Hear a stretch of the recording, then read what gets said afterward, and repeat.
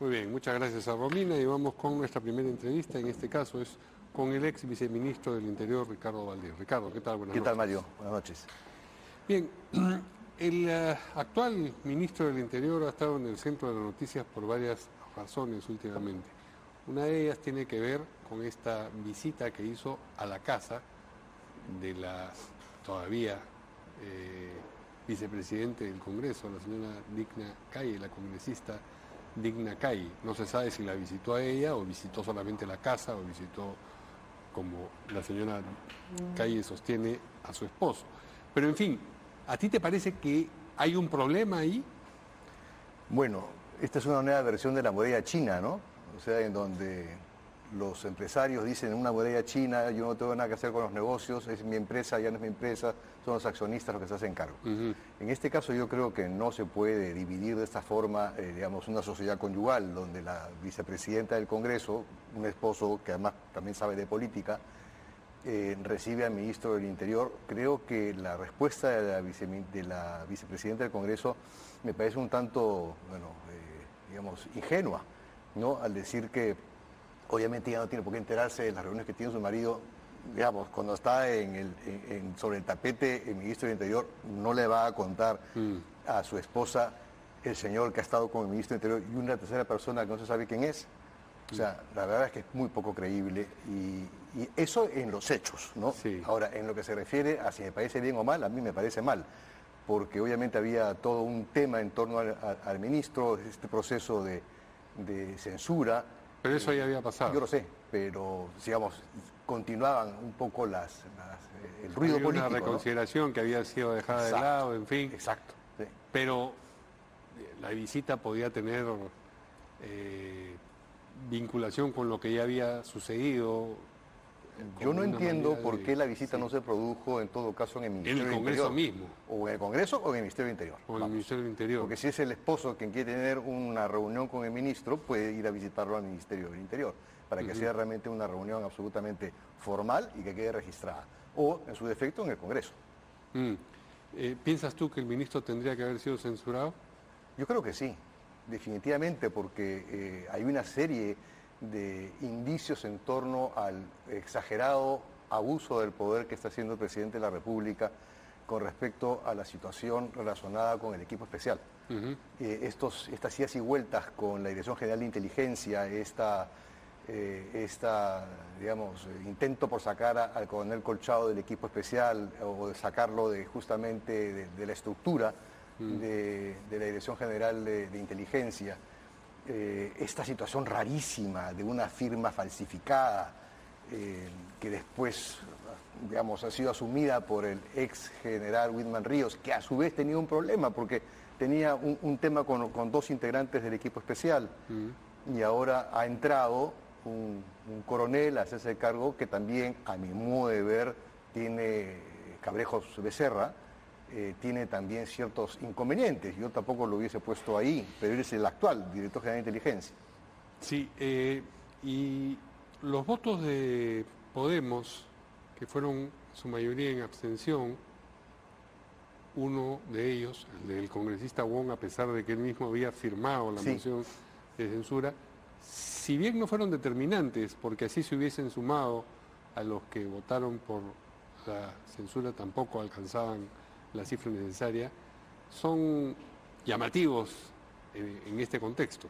Son llamativos y además creo que le jugaron en contra también al señor Urresti en su candidatura, ¿no? ¿Tú crees que eso Yo creo que también fue, entre otras cosas, un poco la situación como que tú vivió en el debate, pero la asociación que se estaba produciendo entre su perfil de candidato, miembro de Podemos o representante de Podemos, con la actuación de Podemos en el Congreso, y esta suerte de, no sé si llamarlo blindaje, pero en todo caso de ponerse de costado frente a los temas que aquí en Lima, además, Lima no es una plaza precisamente favorable al presidente de la República, ¿no? Ciertamente no.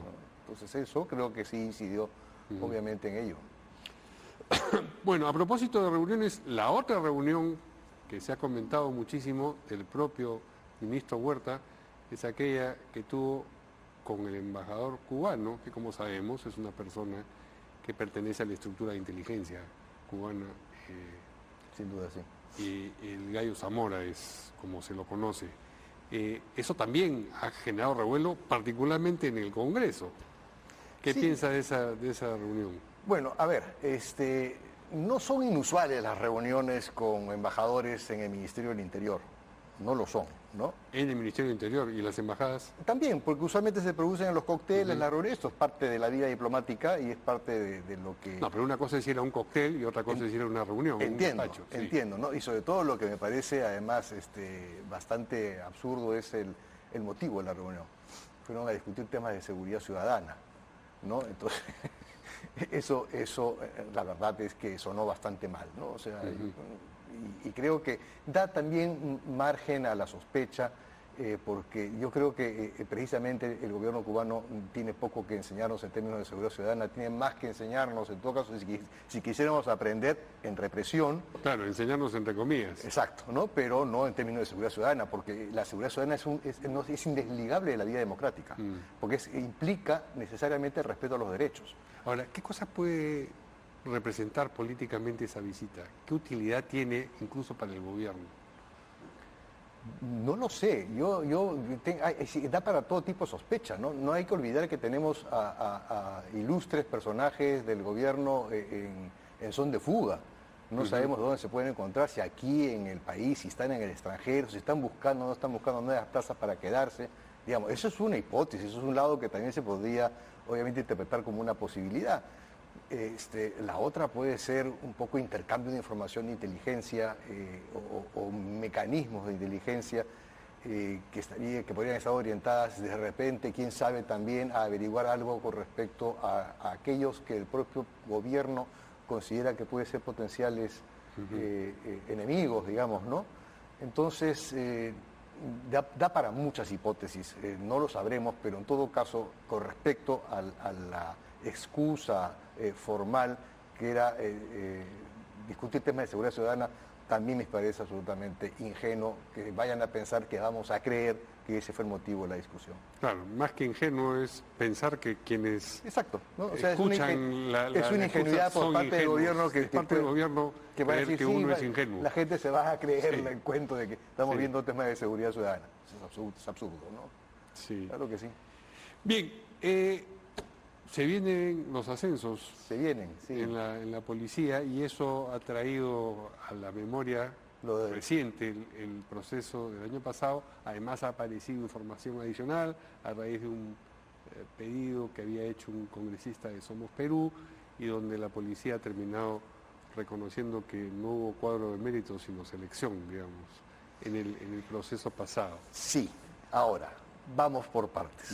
Vamos por partes. Lo que establece la ley de carrera policial es que se asciende por concurso, por selección o por medida excepcional.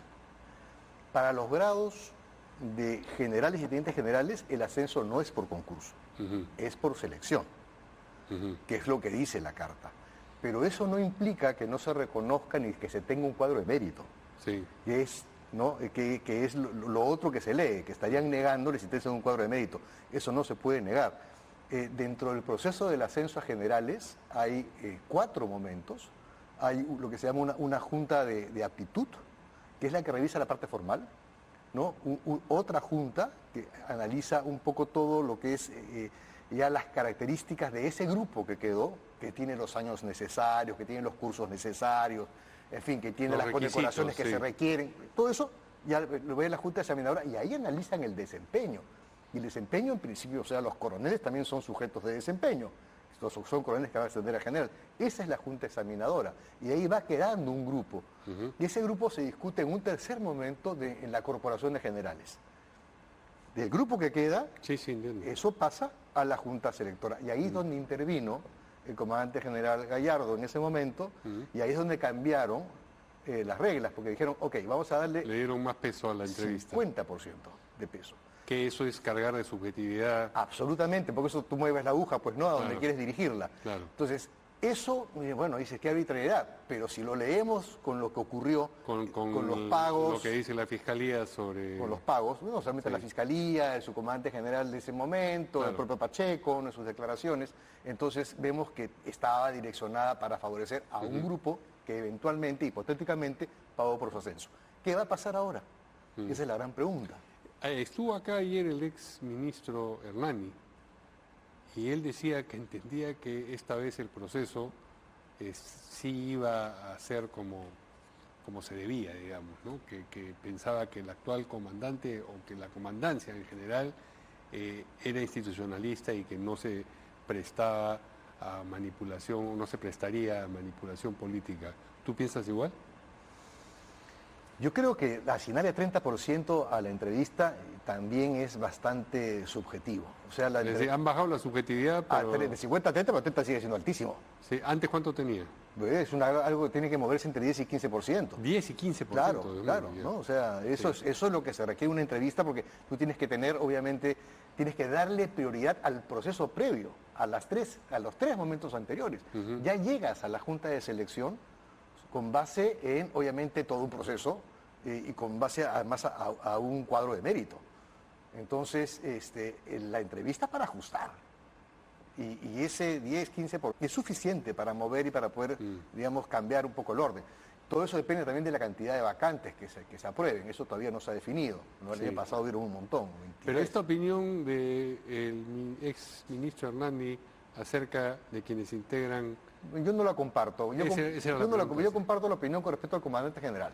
¿Ah, sí? Sí. ¿No? Es un hombre institucionalista, una persona que además tiene un muy buen recorrido, pero ¿quiénes lo acompañan?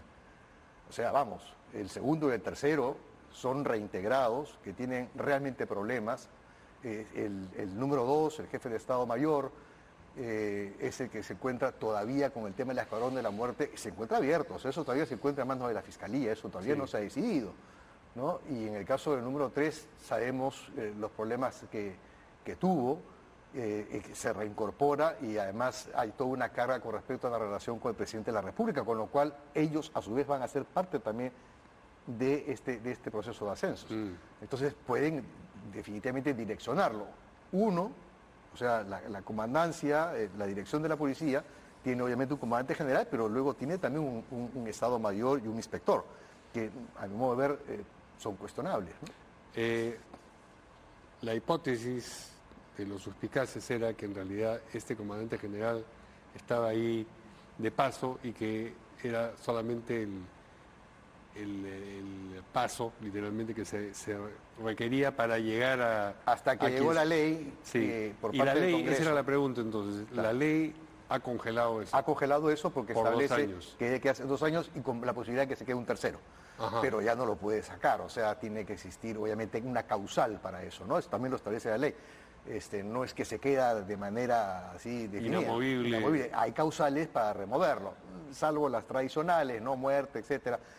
Hay también, si es que se prueba que hay una causa grave o muy grave, ya eso es causal de remoción. Pero para eso tiene que cometer un error serio el comandante general, que, como digo, tiene una muy buena hoja de servicios y tiene muy buenas referencias. Pero insisto, o sea, el comando está integrado por 3. Entonces, esa es la duda que tengo con respecto a que el general Hernani tiene su opinión, yo tengo la mía. Sí, por eso estoy haciendo la pregunta. Que yo no creo que esto sea. Creo que debemos estar muy vigilantes con respecto a este proceso y veremos también, esperemos que tampoco se repita eso que ha sido denunciado por la Fiscalía. Me parece una pésima señal, un muy mal ejemplo para la institución, que esos generales que han sido, digamos, mencionados en este esquema de corrupción, beneficiándose con el ascenso a general, continúen en sus puestos. Deberían haber estado por lo menos apartados de estas funciones en estas posiciones tan importantes que ejercen ahora, ¿no? Como el control de las fronteras o el control del puerto y del aeropuerto. Sí, ahora, ¿imaginas tú que existiendo la posibilidad de remover al comandante general con estos casos estas causales, ¿no? ¿Imaginas que desde las alturas del poder podrían forzar esa figura o sería un escándalo descomunal? Yo lo veo bien difícil. Difícil. Muy difícil que pueda forzar eso, ¿no? Además, hay que ver, porque el escenario todavía está, digamos, por definirse. ¿En qué sentido? En el sentido de lo que puede marchar con respecto a las investigaciones fiscales, con respecto al presidente, en aquello que puede marchar con respecto también al entorpecimiento de la justicia. Hay que ver cómo marcha también el tema de los ascensos, porque si es que se toman otras decisiones con respecto a los que ascendieron de mala forma generales, si lo prueba el Ministerio Público y se inicia algún tipo de proceso al respecto, y salen estos generales o son removidos o veamos qué ocurre, se va a cambiar toda la estructura también del mando policial. Entonces se va a generar un nuevo escenario, un nuevo tablero, ¿no? Ahora, mientras tanto, esta comandancia con 3 integrantes que tú mencionas, el primero te parece institucionalista, el segundo y el tercero tienen problemas. ¿Cómo se desenvuelve día a día una comandancia con esos problemas? ¿Te imaginas en conflicto permanente o de repente el hecho de que tengan estos problemas que los hicieron salir y luego regresar a la institución, el número 2 y 3, no constituyan, digamos, un inconveniente desde el punto de vista del comandante general? Yo lo que siento, y tengo entendido que hay una suerte de parálisis interna, una parálisis interna en el sentido de que, bueno, hay una gran expectativa a nivel además de los mandos generales, ¿no? Con respecto a qué movidas se pueden producir, qué cambios se van a producir en el corto plazo, cuál va a ser el futuro de estos generales, porque eso abre espacios, ¿no? ¿Qué va a pasar además con el propio presidente de la República y con estos otros 2 generales reincorporados, tenientes generales ya? Hay una gran expectativa con respecto a ello y hay que ver. Ahora, se siguen produciendo modificaciones en cambios al interior del ministerio. Cuando yo mencionaba que acaba de entrar este coronel en retiro, que por cierto, también estuvo involucrado en el Escuadrón de la Muerte. Él era coronel a cargo de la subunidad de acciones tácticas, del SWAT, y el SWAT estuvo, digamos, que manejan el armamento de manera muy profesional, estuvieron involucrados en varios de los casos del Escuadrón de la Muerte. Y el coronel Cabrejos fue incorporado al inicio en ese proceso. Tengo entendido que ahora está en calidad de testigo, pero eso también me impidió que continuara, de alguna forma, impidió que continuara en la carrera, ¿no? Entonces, mi hipótesis es que él está ahí por recomendación del número 2.